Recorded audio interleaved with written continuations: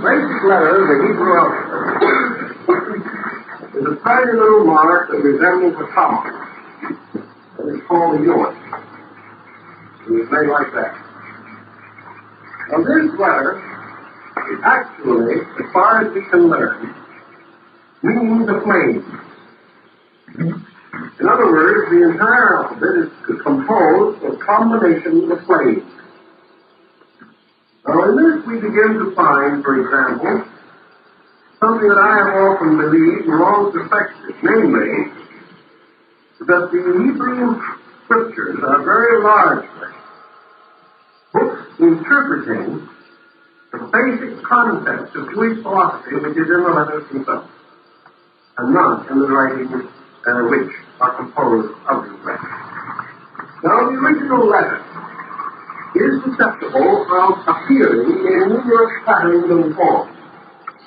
We can take one of these yoke in this way. We can add another yoke to it and another yoke to it. And we have the Hebrew letter A. And this is really composed of three flames. Now what does the letter A itself mean in Hebrew? It means fire. Therefore, it is the beginning of the alphabet. It is a restatement of the strange belief of these people in the association of letters and fire. James Gattaro, who was the astronomer and scholar extraordinary to Cardinal Richelieu, believed that these flame points and the original structures of the letters were derived from the constellations. In other words, that these little flames represented stars. The third time Moses ascended the mountain and remained again for 40 days and 40 nights, he received the Kabbalah, the secret doctrine of Israel, the spirit of the letter. He received in this way the great keys to the revelation.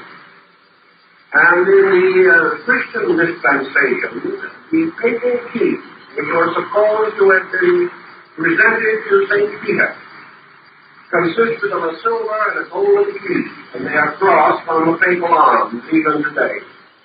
Well, the silver key is the Kabbalah of Moses. The silver key is the mysterious wisdom which unlocks all of the mysteries of the Old Testament. The golden key is the symbol, in this case, of the key which unlocks the mysteries of the Messianic dispensation. So the gold key unlocks the mystery of the law, the golden key unlocks the mystery of grace. And the law and the grace are the two great columns represented by the campanella on the fronts of churches. In Notre Dame de Paris, there are the two great towers. One is the power of the prophet, and the other is the power of grace. But man shall enter in between law and grace, which is appropriate and proper to this mystery. Moses, in receiving the Kabbalah, received the great keys of Gematria and Zotaricon, the methods of unlocking the secret riddles. He became aware of the meanings of all of the words, and he received also the Sefer Hedibrim, the book of the words, by means of which all of these mysterious terms can be unlocked. Some authorities have held that the form of the cross was derived from an ancient Egyptian instrument called the Nilometer, used for measuring the inundations of the Nile. Others hold the opinion that the symbol had its origin in the two crossed sticks used by primitive peoples to generate fire by friction. In the History of Freemasonry, written by Mackey, 33rd degree Freemason, and this particular edition printed in 1898, there is only one cross listed in the entire 7 volumes. And it is the swastika.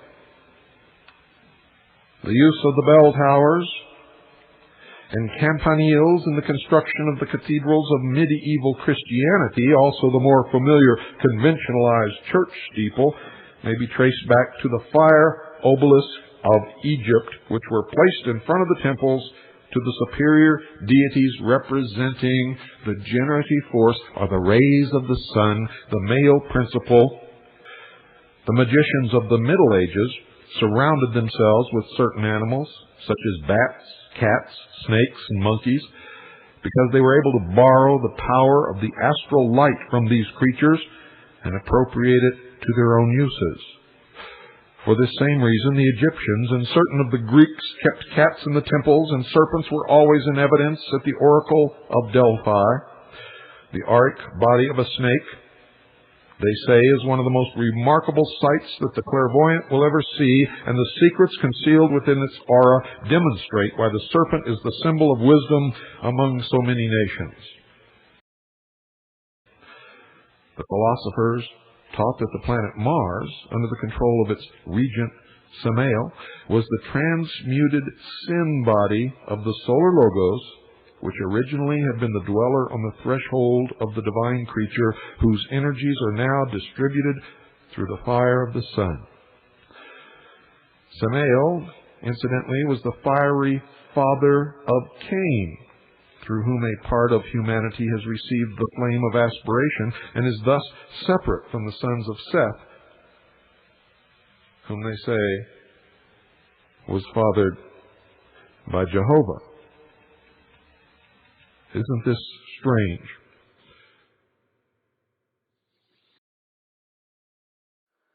And in Genesis, we have the basic premise, not only of the Mosaic tradition, but to a very large degree of the Christian doctrine which followed after.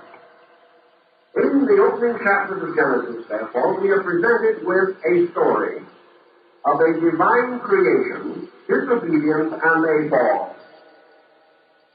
In other words, we find the individual establishing an interval between himself and God. An interval which must be crossed by repentance, by a life of virtue, by obedience to law, and by the gradual integration of the concept of a moral and religious life. Had the fall not been in the opening chapters of Genesis, there would have been no need for Leviticus or Deuteronomy or Numbers. There would have been no need for a messianic redeemer, unless there had been original sin. So in the Pentateuch, we find the primary symbolic statement of man's needs. We find the tremendous spiritual necessity by which all of the rest of the works, in fact, all the moral cultures of religion, are deemed to depend. Now, in this particular instance, we have a situation in which disobedience causes the departure of man from the paradisal state and forces him to take upon himself the burden of original sin. We find, therefore, that he is exiled from his native land, or from his proper spiritual abode. He is exiled also from the conscious power to apperceive the presence of God. And after he has been expelled from the garden, he no longer is able to know the Lord who walks in the garden in the cool of the evening. He is deprived, therefore, of the direct and immediate knowledge of God. Now, this particular concept, of course, is not original in Jewish literature. It belongs to a great religious tradition which has existed since time immemorial. But it is the springboard, or the foundation, of the life of repentance. It is the concept which lies behind man's search for a lost truth, a lost word, a lost reality, a hidden God.